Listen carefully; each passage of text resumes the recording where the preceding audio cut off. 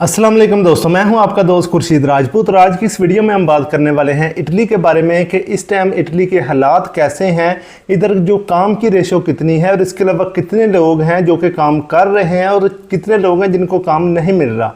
यानी कि आज की इस वीडियो में आपको इटली के बारे में मुकम्मल इन्फॉर्मेशन प्रोवाइड करूँगा। इधर सैलरी कितनी है, एक घंटे के कितने पैसे मिलते हैं, मंथली जो है कितनी अर्निंग हो जाती है, इसके अलावा घर का खर्चा कितना होता है, किराया कितना होता है, इधर दोस्तों आप जो मंथली अगर खाने पीने का खर्चा है वो कितना है और बचत कितनी हो जाती है। तो आज की इस वीडियो में मैं आपको ये सारी इन्फॉर्मेशन प्रोवाइड करूंगा। तो उससे पहले अगर आपने इस चैनल को अभी तक सब्सक्राइब नहीं किया, सब्सक्राइब लाजमी कर लीजिए। दोस्तों आपने सिर्फ एक सब्सक्राइब के ऑप्शन पर क्लिक करना है और इससे हमें काफ़ी ज़्यादा मोटिवेशन मिलती है और हम मज़ीद अच्छी वीडियोज़ बनाने की कोशिश करते हैं।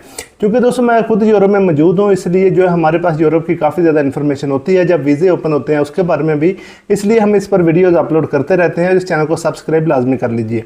अभी दोस्तों हम बात करते हैं इटली के बारे में। सबसे पहले मैं आपको बताता हूं कि इस टाइम इटली के हालात कैसे हैं काम के लिहाज से, जो गैर मुल्की लोग हैं उनके लिए।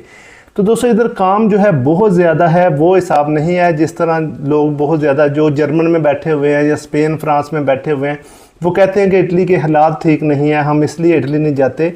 तो इटली जो है इधर का बेस्ट कंट्री है। मैं कहता हूँ जर्मन फ्रांस से भी अच्छा मुल्क है जी। स्पेन की मैं बात नहीं करता, स्पेन की इसलिए नहीं करता क्योंकि स्पेन भी एक बहुत ज़बरदस्त कंट्री है और इटली भी बहुत ज़बरदस्त कंट्री है। दोस्तों अगर हम पैसे की बात करें तो जर्मनी भी अच्छा है, फ्रांस भी अच्छा है, लेकिन ओवरऑल हर चीज़ देखनी चाहिए। अभी मैं आपको बताता हूँ कि अगर आप जर्मन में रहेंगे, 5 साल निकालेंगे तो आपने सिर्फ और सिर्फ पैसा कमाना है और कुछ भी नहीं। अगर हम इधर इटली की बात करें या स्पेन की बात करें तो इधर आपने पैसा भी कमाना है और इसके साथ आपके डॉक्यूमेंट भी बन जाने हैं। यानी कि जो स्पेन में भी आपके डॉक्यूमेंट बन जाते हैं, इसके अलावा इटली में भी बन जाते हैं। अगर हम बात करें जर्मनी की, फ्रांस की, तो उधर आपका जो चांस होता है ना डॉक्यूमेंट बनने का वो 0.000 जितने भी आप ज़ीरो लगा लें उतने % है। यानी कि कोई बहुत ही कम चांस है अगर आपके उधर डॉक्यूमेंट बन जाए। सिर्फ इतना आपको खौफ रहता है कि हमें ये डिपोर्ट कर देंगे, क्योंकि ज़्यादातर जो हमारे पाकिस्तानी होते हैं उनमें से अक्सर पाकिस्तानी डिपोर्ट भी हुए हैं। अगर आपका कोई दोस्त भाई या अगर आप खुद यूरोप में रहते हैं तो आपका भी कोई ना कोई जानने वाला डिपोर्ट लाजमी हुआ होगा। अगर हम इटली की बात करें तो इटली किसी बंदे को डिपोर्ट नहीं करता। यानी कि आपका रिकॉर्ड जो है बिल्कुल ठीक होना चाहिए, आपका कोई क्रिमिनल रिकॉर्ड नहीं होना चाहिए, तो ये इटली आपको कुछ भी तंग नहीं करता, आप बिल्कुल आज़ाद होते हैं। लेकिन अगर हम जर्मन की बात करें तो उधर काफ़ी ज़्यादा चेकिंग है, काफ़ी ज़्यादा, इसके अलावा काम जो है वो भी, उसके भी काफ़ी ज़्यादा मसले होते हैं। उधर काम दोस्तों मिल जाता है लेकिन लैंग्वेज का भी काफ़ी ज़्यादा मसला होता है। अगर हम इटली की बात करें तो इटली में अगर आपको लैंग्वेज का यानी कि कम भी आती है तो फिर भी आपको काम मिल जाता है। जो फ्रेश बंदा है उसको भी काम मिल जाता है, क्योंकि इधर दोस्तों खेती बाड़ी का काफ़ी ज़्यादा काम है और जो नया बंदा है वो भी जो कि मजबूर है, अभी बिल्कुल नया आया है, तो वो खेती बाड़ी का भी कर सकता है और इसके अलावा जो है किसी होटल में भी कर सकता है काम, यानी कि होटल में एज ए हेल्पर के तौर पर। तो उधर जो है आस्ता आस्ता जब उसको ज़ुबान आ जाती है तो वो अच्छे काम पर लग जाता है। यानी कि जो इटली में अगर किसी बंदे ने वाकई ही काम करना है तो वो काम कर सकता है। इधर काम बहुत ही ज़्यादा है, आप एक दिन भी फारग नहीं बैठेंगे। और जिस बंदे ने काम नहीं करना वो जर्मन में भी काम नहीं करेगा, इधर भी नहीं करेगा और पाकिस्तान में भी वो ऐसे ही होगा। अभी दोस्तों मैं जर्मन की बात करता हूँ तो जर्मन में हमारे पाकिस्तानी जो है बहुत ज़्यादा जो है वो काम करते ही नहीं है। वो दोस्तों उधर से उनको गवर्नमेंट पैसे देती है घर में फ्री बैठने के, यानी कि अगर आप कोई भी काम नहीं करते तो आपको पैसे मिलते हैं जर्मन में। इटली में भी मिलते हैं लेकिन इटली में कम मिलते हैं, इसलिए इटली में जो लोग हैं वो ज़्यादातर काम पर लग जाते हैं और वो हक हलाल की रोज़ी कमाते हैं। लेकिन अगर हम जर्मनी की बात करें तो बहुत ज़्यादा लोग हैं जो घर में बैठे रहते हैं, उनको तकरीबन 400-450 यूरो, इसके अलावा जो घर का खर्चा है वो हर चीज़ गवर्नमेंट पे करती है। लेकिन इटली में थोड़ा सा इससे डिफरेंस है, इधर आप जो है काम पे लगेंगे तो फिर ही आपको ज़्यादा सहूलतें मिलेंगी। इधर घर और खर्चा वगैरह तो फ्री इधर भी मिल जाता है, लेकिन ज़्यादातर जो हमारे पाकिस्तानी हैं वो गवर्नमेंट के पैसों पर इधर नहीं बैठते। इधर जो है इधर का माहौल थोड़ा सा डिफरेंस है जर्मनी की निस्बत। इधर लोग जो है काम करते हैं, पैसा कमाते हैं, लेकिन जर्मनी में बहुत ज़्यादा लोग जो हैं सालों के साल अपने बर्बाद कर देते हैं। और बहुत ज़्यादा लोग जर्मनी में ऐसे भी हैं जो कि अभी जर्मनी में बिल्कुल न्यू आते हैं और पहले महीने काम पर लग जाते हैं। जिन्होंने काम करना है उनके लिए हर कंट्री में काम बहुत ज़्यादा है। अभी दोस्तों इटली में बहुत ज़्यादा काम है, अगर आपने वाकई ही काम करना है तो आप एक दिन भी फारग नहीं बैठेंगे। यानी कि अगर आप काम करने वाले बंदे हैं तो आपको एक काम पर आप लगे भी हुए हैं तो आपको मज़ीद कॉल ले आएंगी कि हमारे पास काम है, आप इधर आ सकते हैं। यानी कि जैसे जैसे बंदा पुराना होता जाता है वैसे वैसे उसके तलक भी बनते हैं। अभी दोस्तों मैं इधर आपको नॉर्मल सी एक जो कोई भी मज़दूर आदमी है जो कि किसी रेस्टोरेंट पर काम करता है या खेती बाड़ी का काम करता है, तो इधर जो मिनिमम एक दिन के वो पैसे कमाता है ना, मिनिमम वो 260 यूरो हैं। यानी कि इधर एक दिन के 60 यूरो एक बंदा कमाता है, जो कि पाकिस्तानी तकरीबन 18,500 रुपये बनता है। यानी कि 320-25 रुपये रेट चलता है, कभी 15 हो जाता है, कभी 20 हो जाता है, कभी 30 हो जाता है। यानी कि अगर आप 60 को 300 से भी ज़रब देंगे तो वो 18,000 रुपये बन जाता है। और वो अगर आप 200 कुछ ओवर टाइम लगाएंगे तो आप जो है मंथली 5 से 6 लाख रुपए आसानी से एक बंदा जो मज़दूर आदमी है वो कमा लेता है। अगर आप जो है कहीं इन्वेस्टमेंट करते हैं, यानी कि अपनी शॉप वगैरह बना लेते हैं, तो फिर तो दोस्तों इससे आप डबल ट्रिपल भी पैसे कमाते हैं इटली में।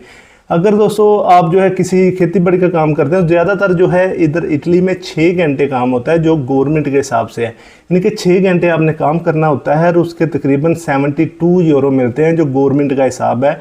1 घंटे के आपको 10 यूरो से ज़्यादा ही मिलते हैं, तकरीबन 12-13 यूरो 1 घंटे के। और अगर दोस्तों आप किसी पाकिस्तानी के अंडर काम करते हैं तो वो इस टाइम 8 यूरो 9 यूरो 1 घंटे का चल रहा है। और बाद लोग जो हैं 10-10 घंटे काम करते हैं और वो 80 यूरो बन जाते हैं डेली के।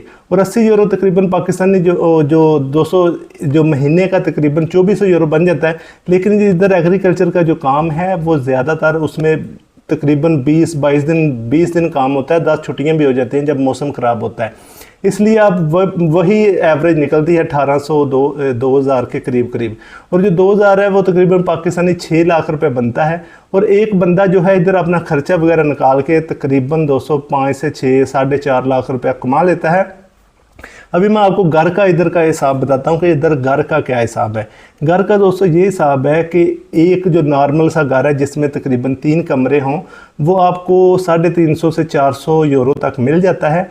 और 3 कमरे अगर होंगे उसके जो ज़्यादातर दोस्तों यही रेट है, बाकी हर इलाके का थोड़ा बहुत डिफरेंस हो सकता है। यानी कि एक अगर आप बिल्कुल किसी शहर के हब जो सेंटर है उधर लेते हैं तो उधर थोड़ा सा रेट ज़्यादा होगा, थोड़ा सा आप साइड पर ले लेंगे तो उसका रेट जो है थोड़ा सा कम होगा। यानी कि अगर 5 बंदे भी मिलकर एक मकान ले लेते हैं और वो 2-2 बंदे शेयर कर लेते हैं एक रूम को, तो वो आसानी से जो इसका किराया है जो रेंट है पे कर सकते हैं। यानी कि सिर्फ और सिर्फ 100 यूरो एक बंदे को रेंट आएगा।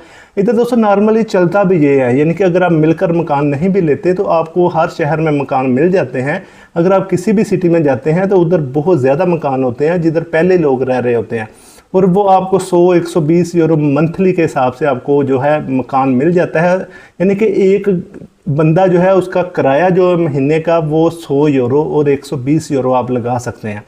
बाकी दोस्तों सारी उसकी बचत है, उस बचत में से उसने खाना पीना, अगर कोई घर है उसका जो खाना पीना इकट्ठा है, अगर उस घर में वीक में 3-4 दफ़ा जो है अच्छा खाना यानी कि गोश्त वगैरह हर चीज़ बनती है तो फिर भी एक बंदे को 100-120 यूरो ही खर्चा आएगा। यानी कि फुल अच्छा खाना, फुल जिसमें ये कीमा भी हर चीज़ दुनिया की जो किसी का दिल करे अच्छा खाना जो है 120 यूरो अगर इकट्ठे हों।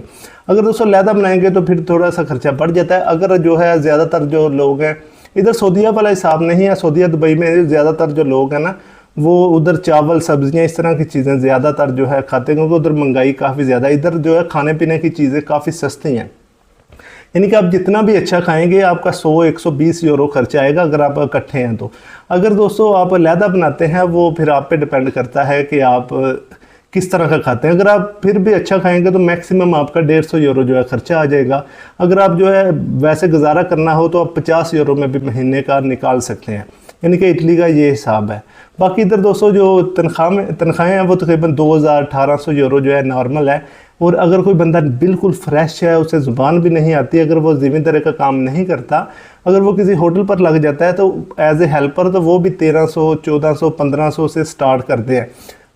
बाज़ दोस्तों पाकिस्तानी हमारे हैं जो कि फ़ायदा उठाते हैं, वो 1000-1200 यूरो देते हैं, साथ में रहाइश और ख़ाना वगैरह दे देते हैं। यानी कि स्टार्टिंग जो है वो भी तकरीबन 3.25 लाख रुपए बन जाता है जो बिल्कुल फ्रेश बंदा है।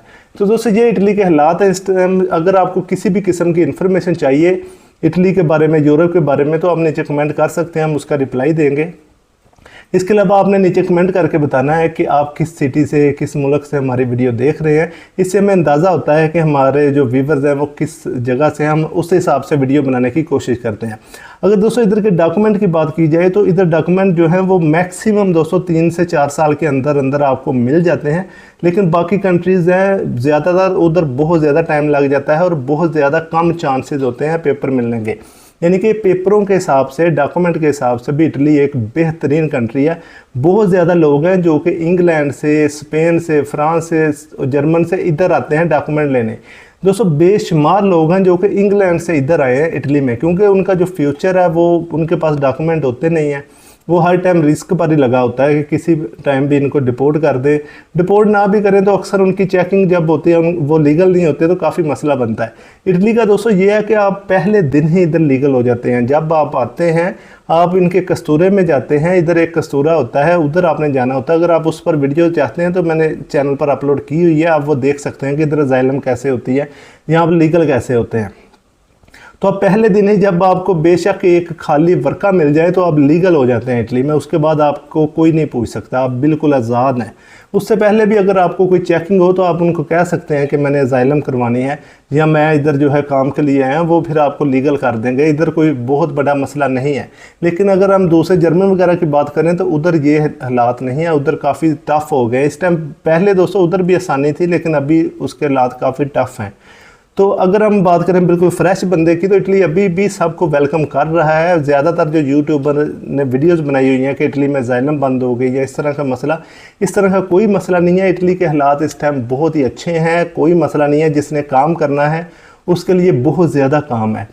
यानी कि दोस्तों मैं अभी इटली में हूँ तो पिछले कई महीनों से मैं लगातार जो है काम पर जाता हूँ। मुझे और भी काफ़ी ज़्यादा फ़ोन आते हैं कि आप हमारे पास आ सकते हैं काम के लिए। यानी कि जितने भी लोग हैं तलक वाले वो सब काम पर लगे हुए हैं, कोई भी फ़ारग नहीं है। जिससे भी पूछो वो काम कर रहा है।